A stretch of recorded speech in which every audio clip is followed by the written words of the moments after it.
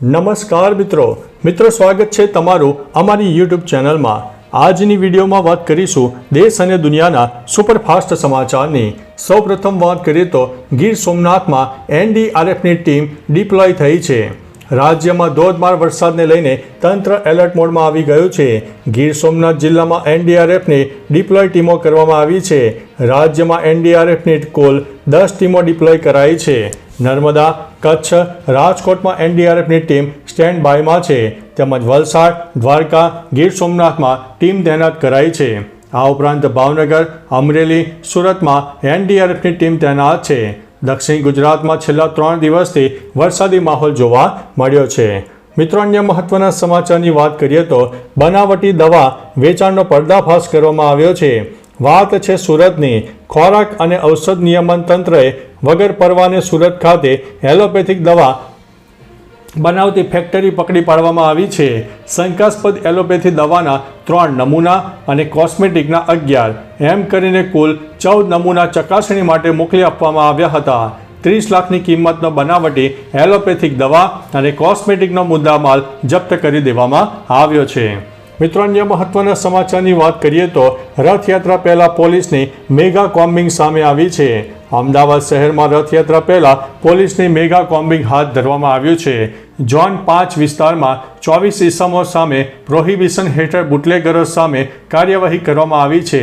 2 ઇસમો સામે પાસા હેઠળ કાર્યવાહી કરવામાં આવી છે। તપાસના કામે પકડવાના બાકી 38 આરોપીને પકડી લેવામાં આવ્યા છે અને ઝોન 5 વિસ્તારમાં 24 ઇસમો સામે પ્રોહિબિશન હેઠળ બુટલેગરો સામે કાર્યવાહી કરવામાં આવી છે। મિત્રો, અન્ય મહત્વના સમાચારની વાત કરીએ તો જાણો કોણ છે ભોલે બાબા, જેમના કાર્યક્રમના 122થી વધુ લોકોના મોત થયા છે। ભોલે બાબાનું અસલી નામ નારાયણ સાકર હરી છે। તેઓ ઉત્તર પ્રદેશના એટા જિલ્લામાં પટિયાલી તહેસીલના ગામ બહાદુરના રહેવાસી છે। તેઓ ઇન્ટેલિજન્સ બ્યુરો એટલે કે આઈબીના પૂર્વ કર્મચારી હોવાનો દાવો કરે છે। 26 વર્ષ પહેલાં સરકારી નોકરી છોડીને ધર્મ ઉપદેશ આપવાનું શરૂ કર્યું। ભોલે બાબાના લાખો અનુયાયીઓ પશ્ચિમી ઉત્તર પ્રદેશ, ઉત્તરાખંડ, હરિયાણા, રાજસ્થાન, દિલ્હી અને અન્ય ભાગોમાં જોવા મળ્યા છે। મિત્રો, અન્ય મહત્વના સમાચારની વાત કરીએ તો ફ્લાઇટમાં બોમ્બ હોવાની સૂચના મળી છે। લખનૌથી અબુધાબી જઈ રહેલી ફ્લાઇટ નંબર 6E1415માં બોમ્બ હોવાની માહિતી મળી આવી છે। ફ્લાઇટમાં બોમ્બ હોવાની સમાચારથી ગભરાટ ફેલાયો હતો। પ્લેનના પાછળના ટોયલેટ પર પેનથી બોમ્બ શબ્દ લખાયેલો જોવા મળ્યો હતો।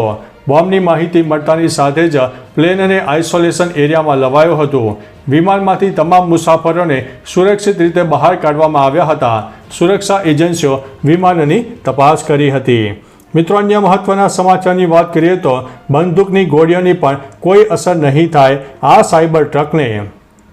એલન મસ્કે ટ્વિટર પર ટેસ્લા સાયબર ટ્રકનો એક વિડીયો શેર કર્યો છે, જેમાં ટેસ્ટિંગ દરમિયાન આ કાર પર કેટલાક લોકો પહેલાં બેઝબોલ બેટ વડે હુમલો કરે છે, પછી તેઓ ફ્લાવર પોટ, ભારે બોલ, કુહાડી, હથોડી, મોટા ખીલા વડે મારે છે, છતાંય ટેસ્લા સાયબર ટ્રકને તે નુકસાન પહોંચાડી શકતું નથી। આ ગાડીનો વિડીયો એલોને એક્સ ઉપર શેર કર્યો છે। મિત્રો, અન્ય મહત્વના સમાચારની વાત કરીએ તો મેચ જોવા માટે અંતિમ સંસ્કાર અટકાવ્યા છે।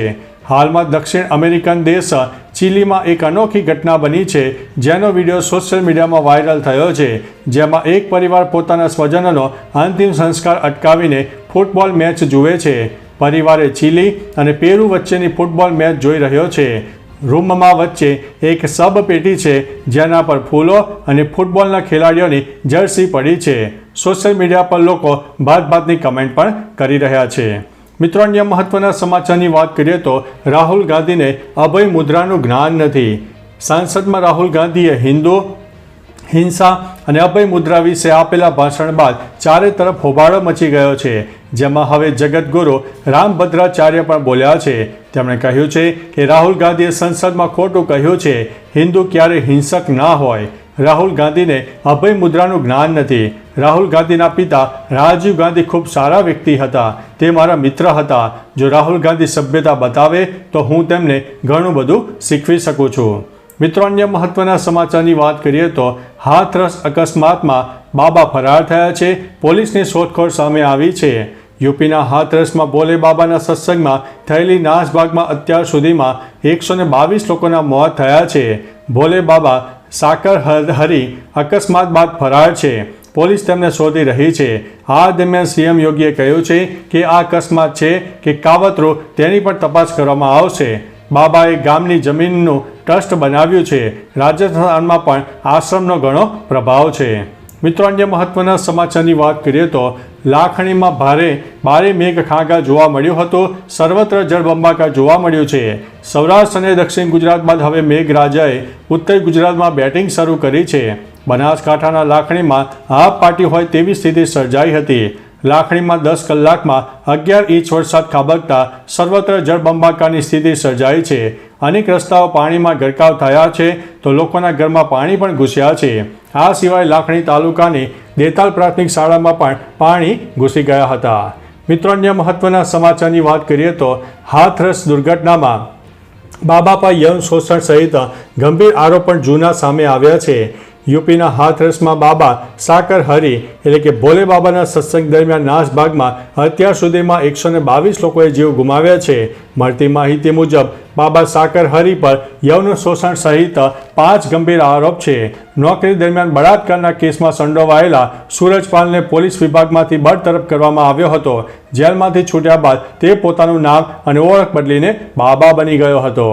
મિત્રો, અન્ય મહત્વના સમાચારની વાત કરીએ તો ભારતવંશી બિઝનેસમેનનું અમેરિકામાં 8,000 કરોડનું કૌભાંડ સામે આવ્યું છે.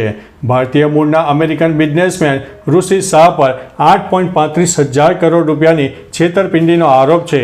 અમેરિકન કોર્ટે તેને 7.5 વર્ષની જેલની સજા ફટકારી છે.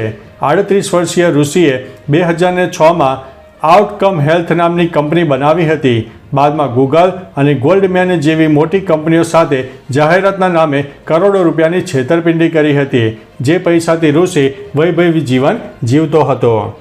મિત્રો, અન્ય મહત્વના સમાચારની વાત કરીએ તો ચોમાસાની જમાવટ. 165 તાલુકામાં વરસાદ નોંધાયો છે.